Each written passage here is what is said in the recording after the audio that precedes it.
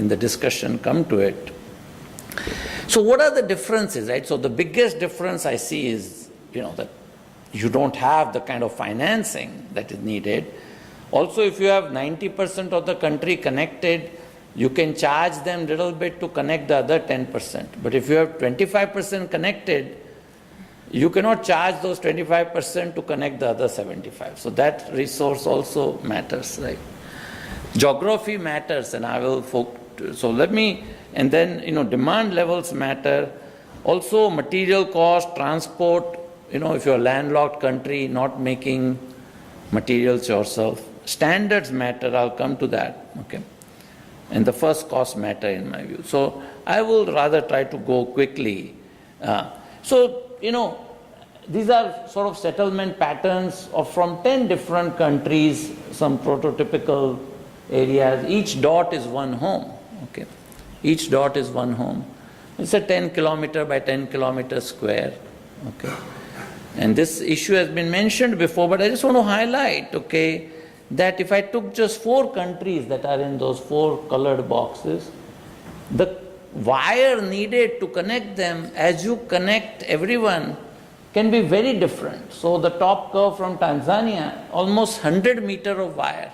And that's actually, as the crow flies, if you have to worry about topography and streams, it can be, we find generally a factor of 1.3 of that. So you can have almost 130 meter of wire per home. Some of it is going to be medium voltage, some low voltage. If the average cost is $20 a meter, that's 2,600 just in wire. Whereas, surprisingly, Mali, which is the bottom curve, is actually lower because Mali, is more aggregated. A lot of East Africa people live on the farm.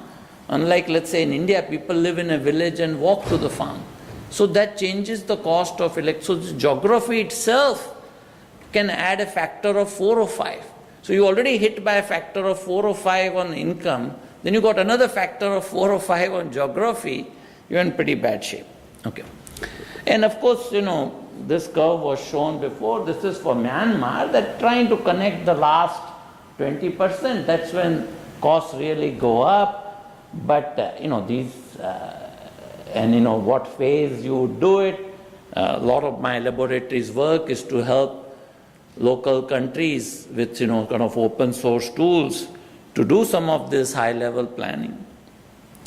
Okay, energy demand. I think this point was very interestingly made.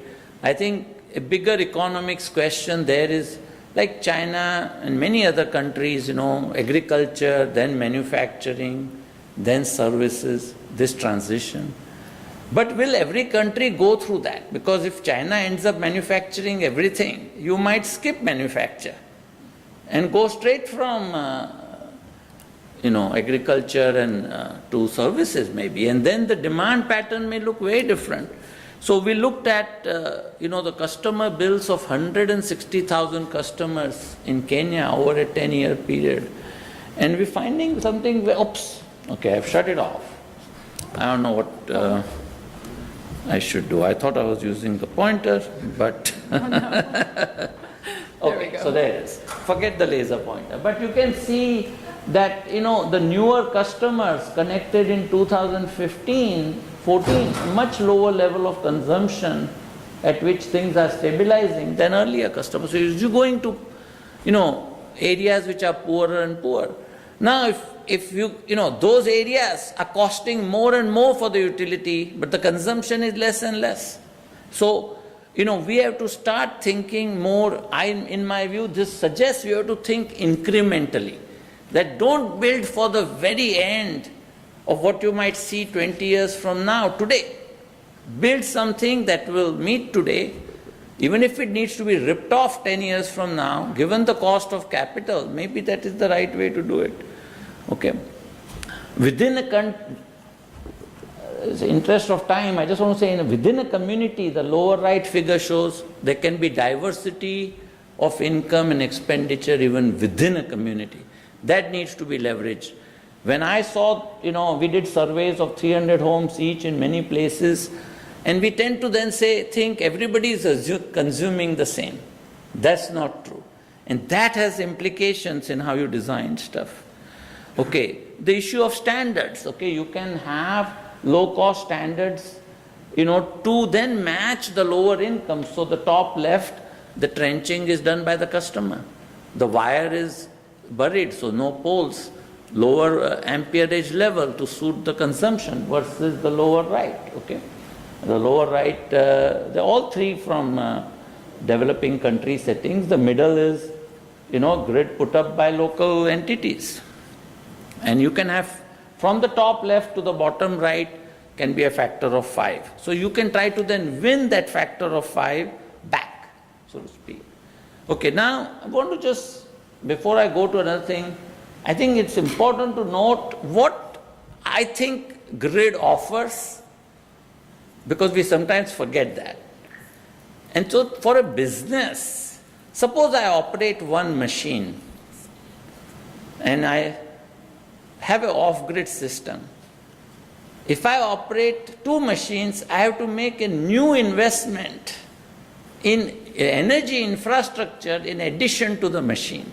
Whereas if I have a grid, I can seamlessly access more power as I grow. I think, to me, this property of grid, forget all the engineering side of it, but for somebody consuming, as they can grow their business and opportunity and scale, they don't have to worry about each time also investing in infrastructure for producing that electricity. So I think that I call the grid-like, okay. So I'll come to that. So here's a, community, let's say, which the wire may come in a few years, or even if it comes, it may not be right near you. So we tried to do an experiment on this. So this we started about 7 years ago. So we installed 16 of mini grids, 8 in one country, 8 in Mali, 8 in Uganda, and measured. Everything was digital. It was prepay, and it was a kind of pilot. We measured consumption and growth of these hundreds of customers over 5 years. Now this June, 6 years. And everybody had AC power, okay, 24/7. It was not cheap, and the reason it was not cheap is that the first cost, which was the biggest barrier, was rolled into the tariff. More recently, that same approach, when we started earlier, was with the concrete housing. We have learned that we have to go more like IKEA to make people assemble their furniture themselves than to do it for them. And it's much cheaper. This grid was put up in 2 days, okay? Totally digital, totally self-managed, with smart metering, prepayment. Of course, it has batteries, which is, still a challenge, right? Now, what we observed was very interesting. After a few years, 90% of the customers remained residential with the top left behavior, okay? Which is like a typical residential behavior. But 5% of the customers really took off over a 3 or 4 year period, and their consumption grew dramatically. So while the average grew in 3 or 4 years, while the average grew by a factor of 3, it was not that everybody grew by a factor of 3. 90% grew by a factor of 2, 5% grew, and that, for observing that, you had to wait 4 years. Okay, so if you do a study and after 1 year you say nothing happened, and then you say electrification has no use, there is a lot of, I read it in The Economist a few weeks ago, and I said, how can they wait for 1 year and do this study? But anyway, people are doing that. So, the payments grew, consumption grew, and, these were, and this is what I mean by incremental infrastructure. We were, of course, doing it on small scale, but after 3 or 4 years, then they added more capacity.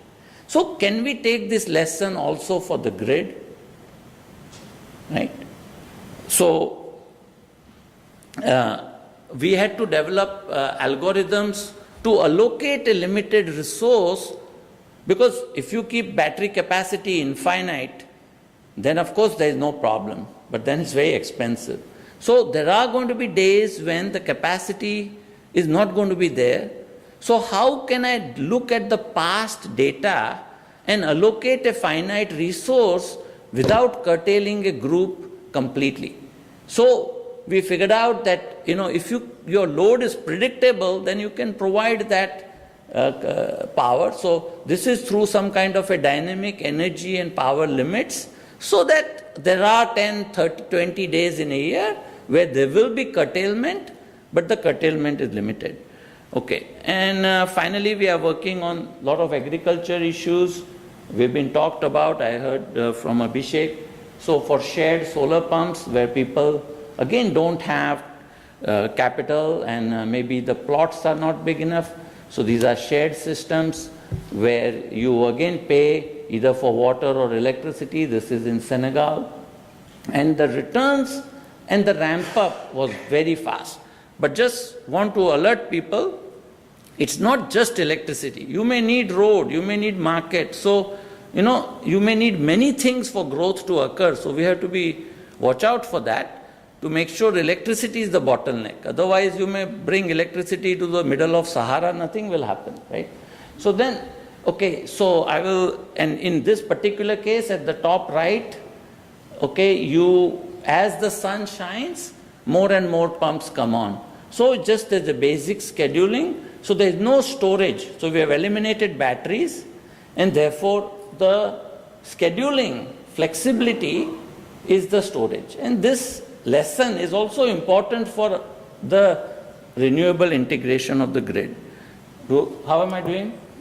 I'm done? Okay, no, just tell me. Yeah, I think we're done. We're done. Okay, so just give me 1 minute then.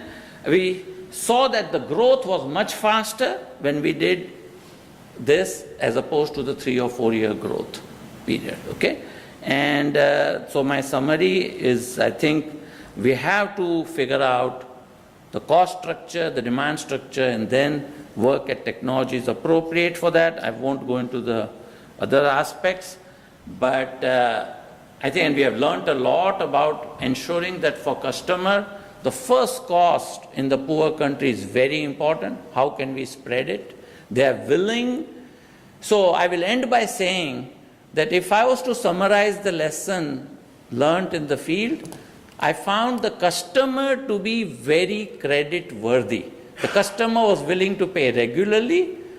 The utility is not always credit worthy. So it is not the provider is not credit worthy always, but remember the customer is. So can digital tools leverage the customer's willingness to pay regularly and their credit worthiness? Thank you.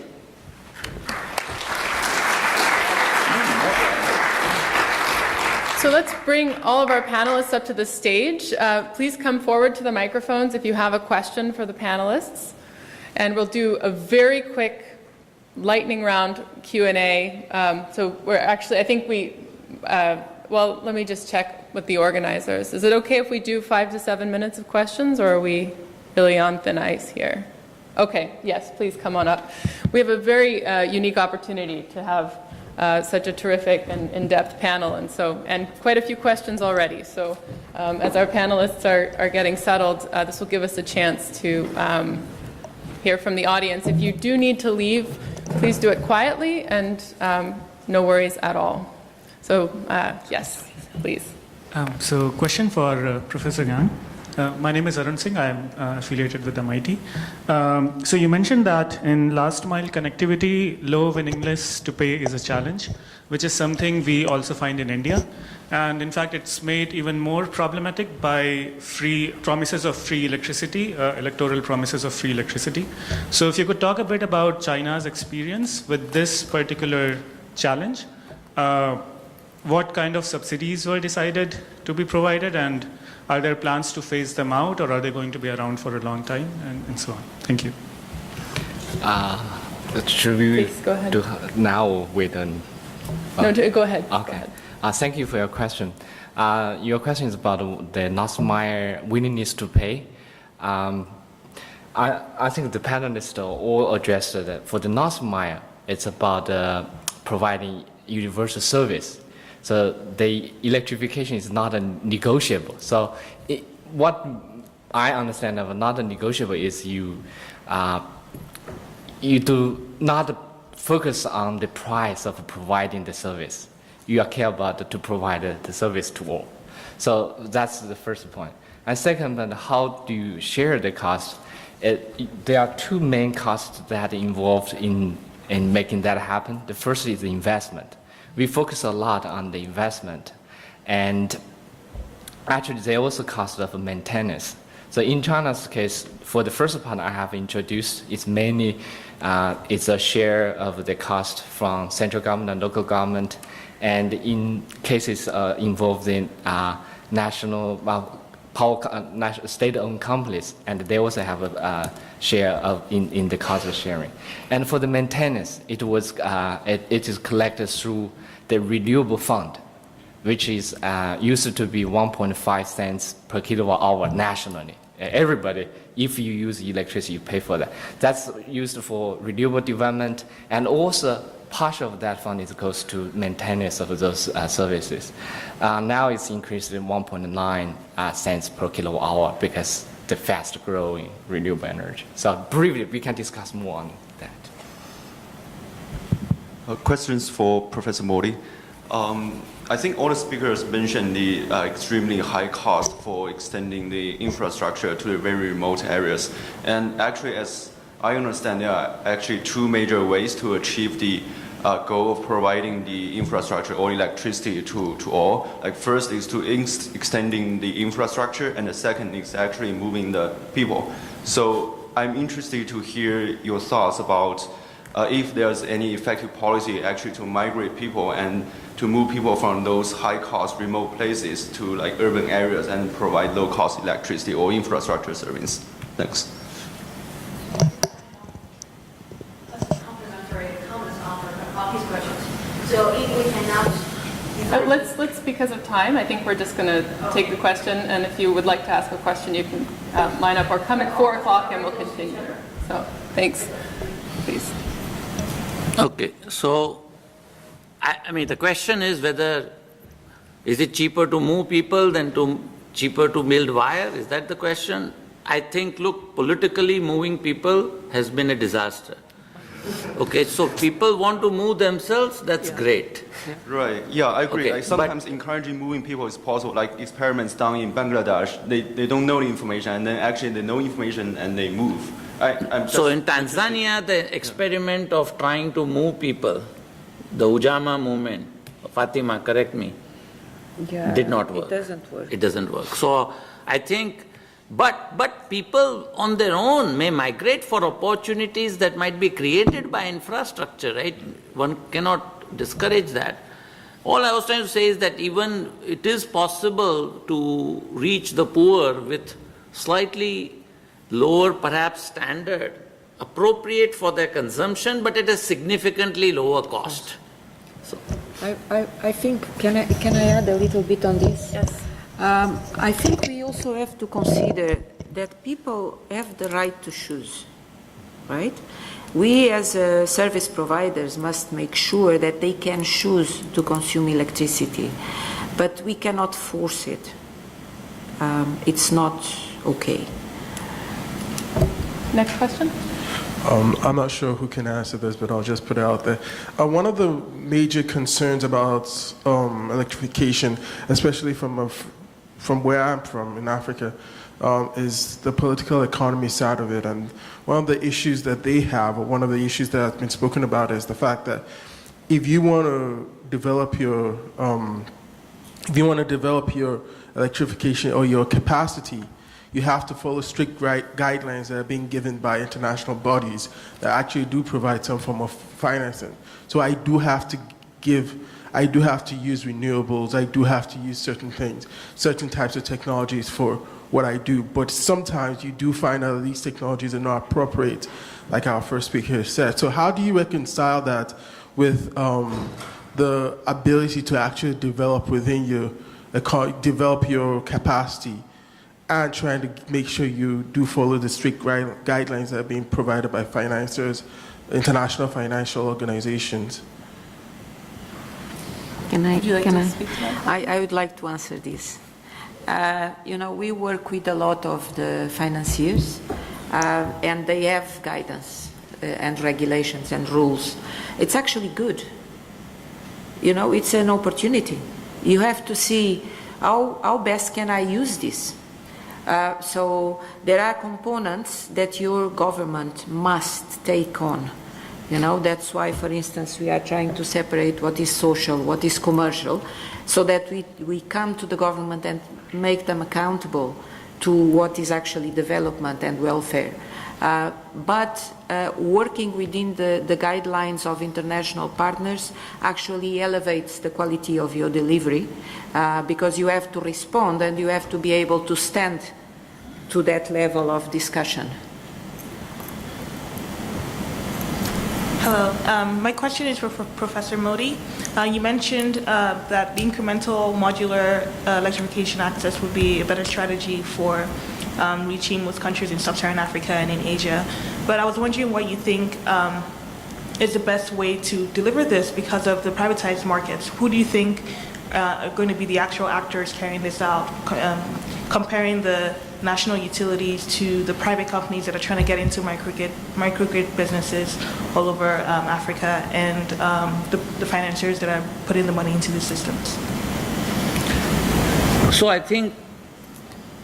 see that in the end, we have to make sure that the national government budget is also not strained. We also have to make sure that the delivery provider, whether public or private, is also not strained, and we also need to see the consumer is not strained, right? So we have to do the triaging of all three elements. And I think the lessons of more appropriate standards, appropriate to the kind of consumption, understanding and being dynamic about this. So I think what I am urging is a more dynamic approach that look at your data. You may not need a 100 amp wire there. You may not need a very high quality conductor. I don't mean quality, I mean thick conductor. So if you then adapt accordingly, right? So when you are constrained by cost, it's sort of like, can you focus on pockets where you will see growth? One extreme of that is, like Ethiopia is trying to do, create these special industrial zones where the industry will have good road and electricity and access. Because, not every country may have the luxury that let's provide everywhere. Right? So I'm saying let's provide everywhere the basic. And where you see growth, then you start to add. So, thank you. Can you just quickly add to that? Do you want to, yeah? Yeah, just want to add. So in terms of the actors that you asked, like whether it should be private or public actors, I think whosoever can embrace the innovation should be the one. We have examples like in Bangladesh, you see it's mostly public actors who have done a fabulous job when it comes to decentralized renewable energy based electrification. Whereas in Africa and India, it's mostly the private sector who is doing it. So whosoever is willing to go beyond the conventional approach and wants to do it should be able to do it, yeah. Hi, this is Anup Singh from Indian Institute of Technology, Kanpur. My question is to all the panelists. One is more philosophical, other is more in the regulatory and policy domain. I'm a convert actually. I began from a position about 8-9 years ago where I thought, well, renewable energy based access to the areas where you don't have access is a very good thing because they will get something they have to consume for 4-5 hours. But then I had a philosophical challenge within myself that I want to have a right for myself to have 24-hour access of electricity. But for these people, for probably now for lockdown for next 10 years or 15 years or 7-8 years, that you will get only for 4 hours. And please just be happy with this. So it's a philosophical question. So I started thinking, why shouldn't we be thinking of, still we have an intermediate solution, but somewhere we have to move where we need to think about providing a 24-hour access. So the second question is linked to this because say 7-8 years or 10 years down the line, now the grid has almost reached there, right? So once grid has reached there, there's already an investment line there in terms of some PV panels, maybe by that time some batteries or no batteries. So we should start thinking about what happens once the grid has reached there. What will be the role of these PV panels and batteries which are lying there? And this is an area which I'm working currently on, is how do we assimilate these segments which are existing, these investments which are already there, and many of which is being done by private sector, especially in India. Because if they start seeing this risk right now, that grid will be there in 5 years and I will not be able to recoup my investment in 7 to 10 years, I will not invest. So we have to give that kind of a risk hedging strategy for them as well. I can, in Tanzania, we are helping the utility to design exactly the regulatory framework for when the grid arrives. So that's one. Second thing is, for what I showed in Senegal, the government is totally willing to provide a feed-in into the grid. They are not necessarily immediately valuing the storage, but at least the feed-in is of value when the grid arrives. But I think the private sector, see, to me it's a design of that if the private grid arrives within a certain number of years, what should be the compensation? And it could be reducing every year, and between 5 or 10 years the private actor would have recovered. The tougher question is, what are you compensating for? But we can take that offline, because it's a little bit complicated question, what you compensate for.